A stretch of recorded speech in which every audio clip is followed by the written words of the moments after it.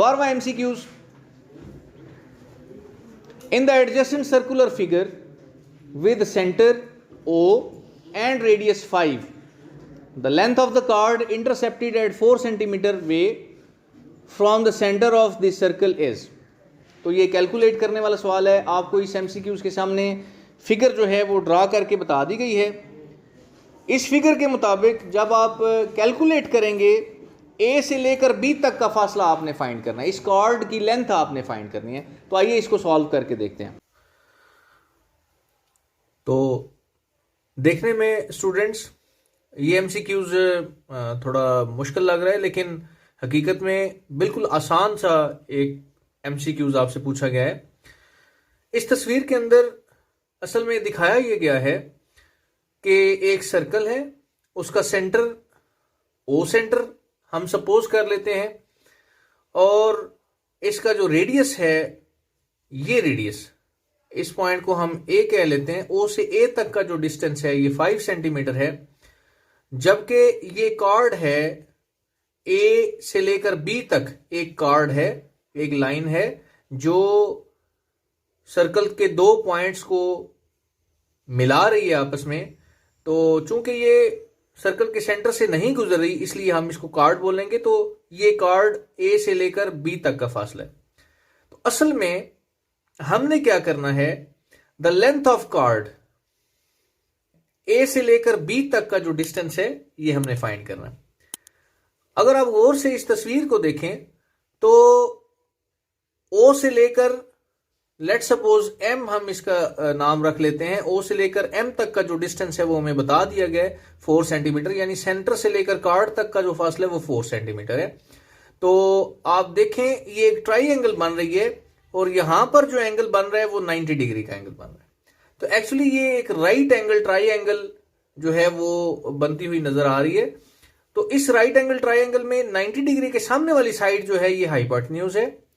इस साइड को आप परपेंडिकुलर अगर कंसीडर करें तो ये जो साइड है ए से लेकर एम तक का जो डिस्टेंस है ये हम इजीली फाइंड कर सकते हैं. अगर ए से एम तक का फासला आसानी से हम फाइंड कर लेते हैं तो इट मींस इस फासले का, इस डिस्टेंस का डबल करेंगे तो हमारे पास ए पॉइंट से लेकर बी पॉइंट तक का फासला आ जाएगा. तो ये फासला ए से एम तक का फासला ये हम कैसे फाइंड करेंगे, यानी इस ट्राइंगल की बेस हम कैसे फाइंड करेंगे. उसके लिए आप जानते हैं एक पाइथागोरस थ्योरम होता है, उसके मुताबिक हाइपोटेन्यूज का स्क्वायर बराबर होता है परपेंडिकुलर का स्क्वायर प्लस बेस का स्क्वायर. तो चूंकि हम बेस फाइंड करना चाहते हैं, इसको इधर ही रहने दें, परपेंडिकुलर को इक्वल के लेफ्ट साइड पे आप ले जाएं तो ये बन जाएगी हाइपोटेन्यूज का स्क्वायर माइनस परपेंडिकुलर का square is equal to base का स्क्वायर. और दोनों साइडों पे जब आप स्क्वायर रूट लेंगे तो ये आपका फार्मूला हाइपोटेन्यूज का स्क्वायर माइनस परपेंडिकुलर का स्क्वायर, इसका भी स्क्वायर रूट आ जाएगा, और आपकी जो बेस है ये बराबर आ जाएगी हाइपोटेन्यूज का स्क्वायर माइनस परपेंडिकुलर का स्क्वायर और स्क्वायर रूट. अब हाइपोटेन्यूज की वैल्यू 90 डिग्री के सामने वाली साइड हाइपोटेन्यूज होती है, इसको वत्र भी कहते हैं उर्दू में. तो इसकी वैल्यू आप पुट करें 5 सेंटीमीटर, इसका स्क्वायर लें, माइनस परपेंडिकुलर 4 सेंटीमीटर है, 4 वैल्यू हमने परपेंडिकुलर की जगह पे पुट की, उसका स्क्वायर लिया, और स्क्वायर रूट 5 का स्क्वायर 25, 4 का square 16, 25 minus 16 is equal to 9, और 9 का स्क्वायर रूट 3 के बराबर होता है. तो एक्चुअली हमारी जो बेस है वो कितनी आ गई, 3 सेंटीमीटर. अब बेस क्या है, एक्चुअली ये ए से लेकर एम तक का फासला है, this is equal to 3 centimetre. और हम फाइंड करना चाहते हैं ए से लेकर बी तक का फासला. तो ए से लेकर बी तक का फासला असल में क्या है, ए से लेकर एम तक के फासले का 2 गुना है, डबल है. अब 2 ज़रब ए से एम तक का फासला 3 सेंटीमीटर आया है, इसको मल्टीप्लाई करेंगे तो ये एक्चुअली आपके पास 6 सेंटीमीटर आ जाएगा. इस तरह आपका बी ऑप्शन जो है इस एमसीक्यूज का वो दुरुस्त होगा. तो सॉल्व करने के बाद हमें पता चला कि हमारा जो करेक्ट आंसर आया है वो ऑप्शन बी है, यानी 6 centimetre. 13वां MCQs. In the adjoining figure, there is a circle with center O. If DC line is parallel to the diameter AB and Meyer angle AOC is equal to 120 degree, then Meyer angle ACD is option A 40 degree, option B 30 degree, option C 50 degree and option D 60 degree. तो यहाँ पर थोड़ा सा इसको solve करना पड़ेगा इस figure को अंडरस्टैंड करने के बाद, और सॉल्व करने के बाद हम देखते हैं कि हमारा करेक्ट ऑप्शन क्या आएगा। जी तो स्टूडेंट्स, आपको ये एमसीक्यूज जो नज़र आ रहा है, इस एमसीक्यूज के अंदर हम असल में ये एंगल इस लाइन से लेकर इस लाइन तक का एंगल फाइंड करना चाहते हैं। ये एंगल है ACD। तो यहां पे पूछा भी यही गया है, मेयर एंगल ACD इज कितना होगा ये।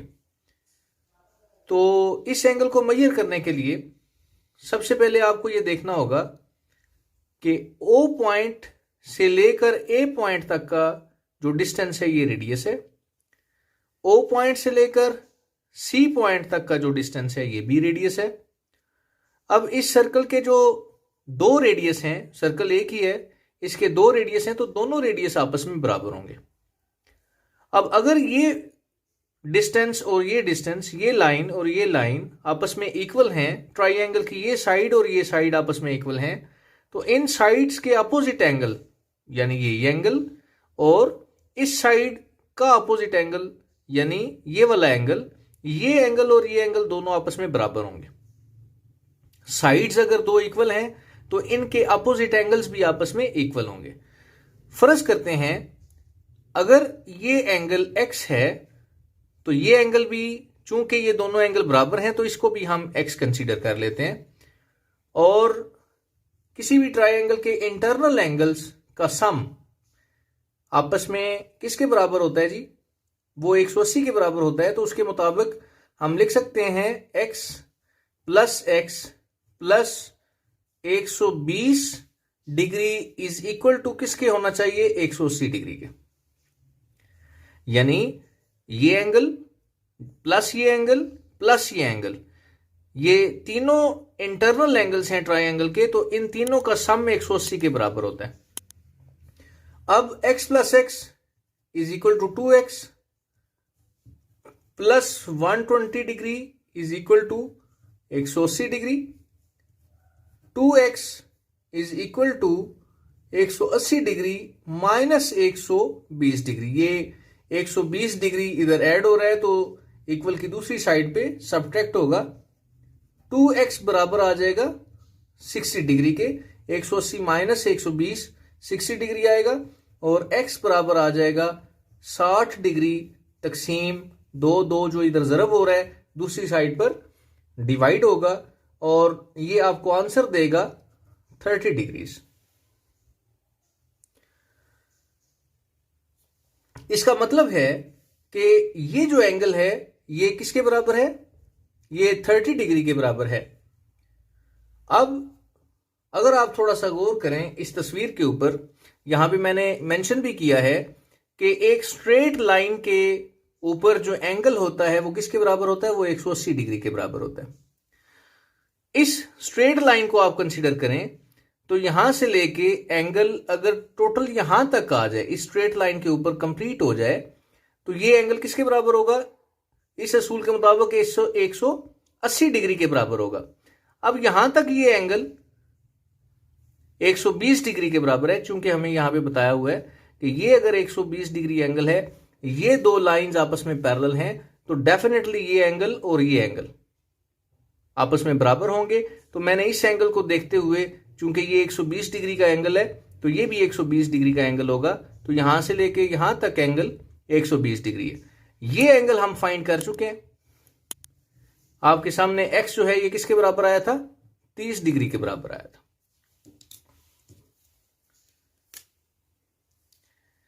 ये एंगल 30 डिग्री है, ये एंगल 120 डिग्री है, ये एंगल हम फाइंड करना चाहते हैं।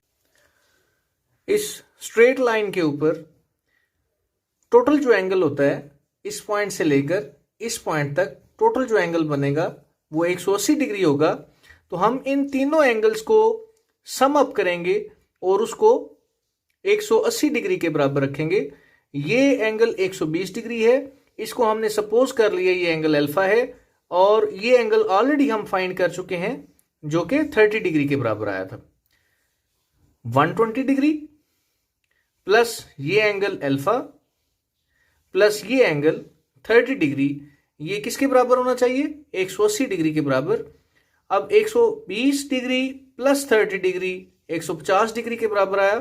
अल्फा प्लस 150 डिग्री बराबर 180 डिग्री।